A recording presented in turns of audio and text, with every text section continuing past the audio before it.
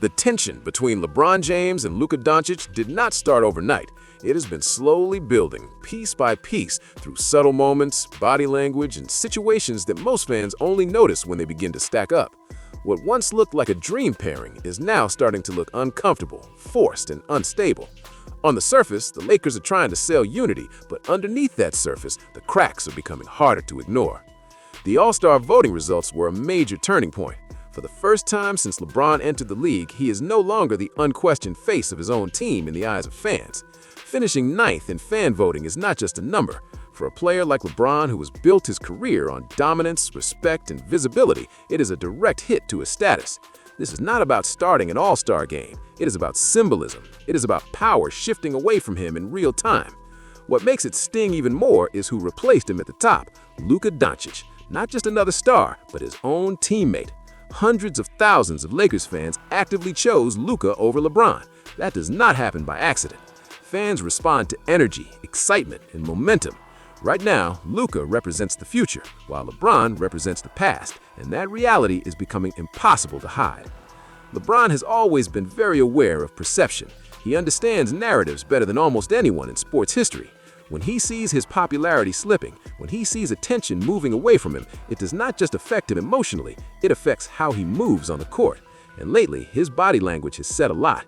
He plays more off the ball, he disengages during stretches, he picks his spots instead of leading every moment. Off the court, the signs are just as loud. LeBron openly saying he would rather be home on Christmas than playing basketball is something we never would have heard earlier in his career. This is the same man who used to watch random league games late at night and comment on them online. Now he says he watches more golf than basketball. That is not a small detail. That is a massive shift in mindset. At the same time, this team no longer feels like it belongs to him. When Luka is on the floor, the offense bends around Luka. The ball sticks to Luka. The pace follows Luka. LeBron becomes a secondary piece, not by design, but by necessity. Luka is ball dominant, that is who he is, and LeBron at this stage of his career cannot thrive next to another player who needs the ball as much as he does. Defensively, the fit is even worse. Luka struggles badly on defense. He does not move his feet consistently. He argues with referees instead of getting back. He gives up transition points. LeBron sees all of this, and instead of calling it out directly, he does what he has always done. He sends subtle messages through interviews, passive comments, team-focused criticism that just happens to line up perfectly with one player's mistakes.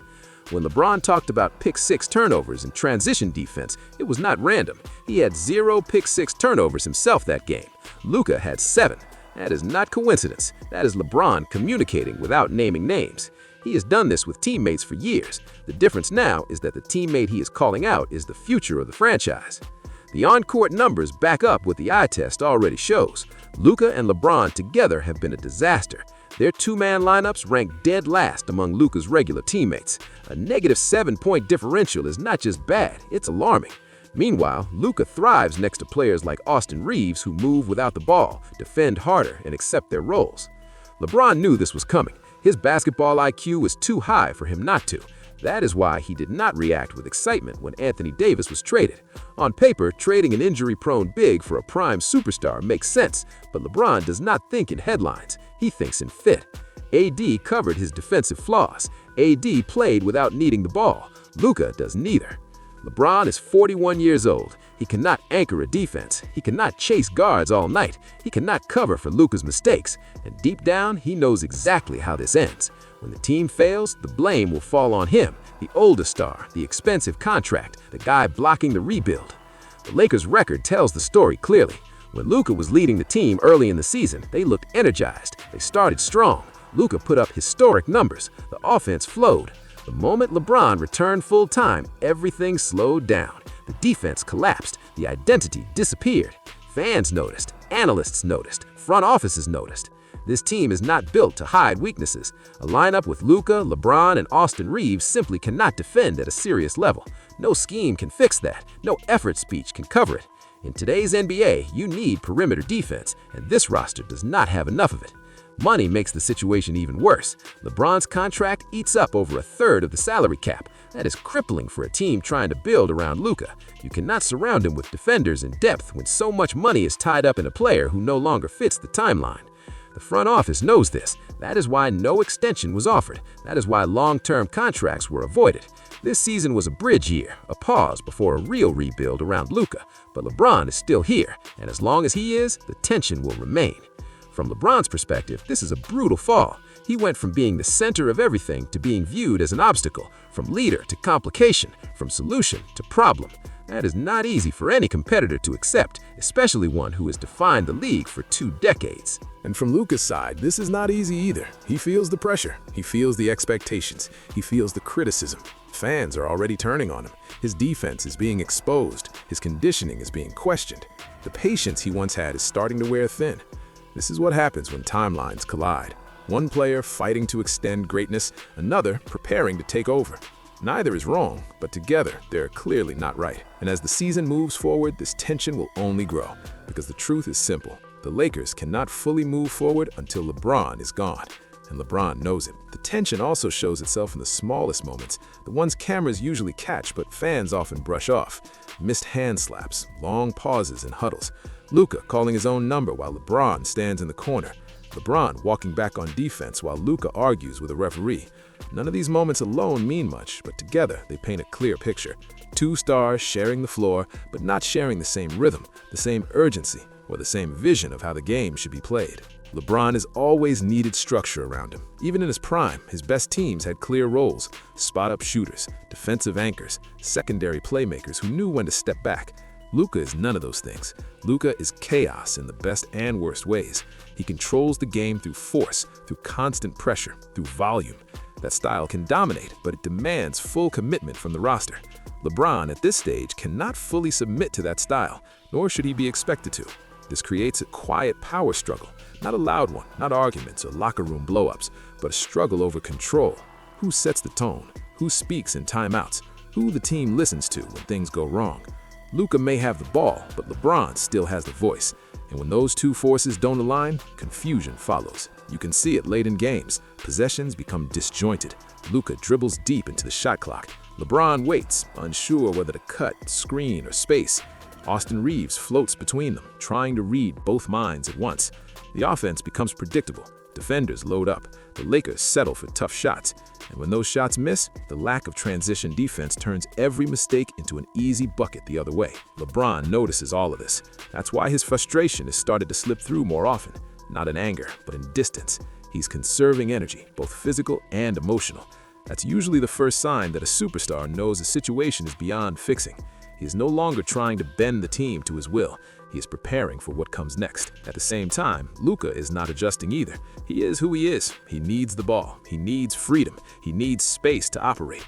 Asking him to change for LeBron would be asking him to become a different player, and the Lakers are not going to ask that. Luka is the future. Everything is being aligned toward him, even if it isn't being said publicly. That is why the trade deadline talk feels so strange this year. Normally, rumors swirl around role players. This time, the silence around LeBron is louder than any rumor. Teams are waiting. Front offices are watching. Everyone understands the situation, even if no one wants to say it out loud. This roster is temporary. This pairing is temporary. Rob Pelinka's strategy reflects that reality. No long-term money, no panic trades, no moves that lock the team into the present.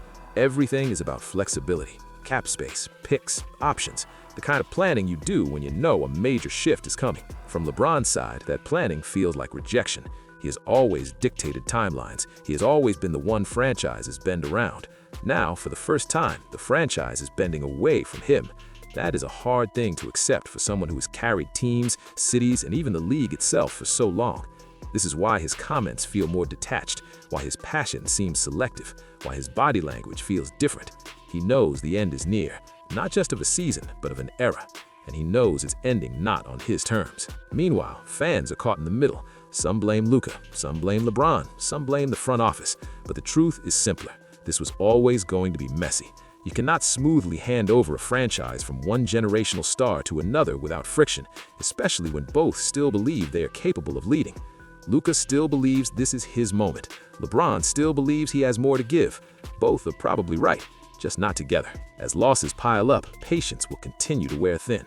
Media questions will get sharper. Teammates will feel the tension even if they never speak on it.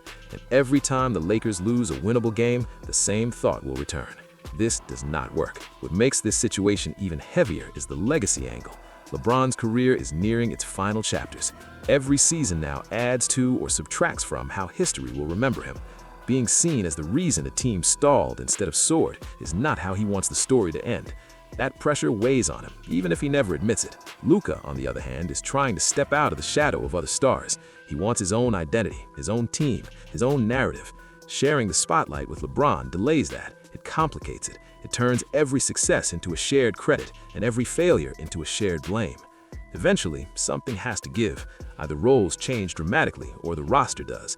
And based on how the Lakers have positioned themselves, the answer seems clear. This season is about surviving the overlap, not solving it. As the months go on, the tension will not explode. It will fade, quietly, through fewer minutes together, through careful language, through long-term planning disguised as patience.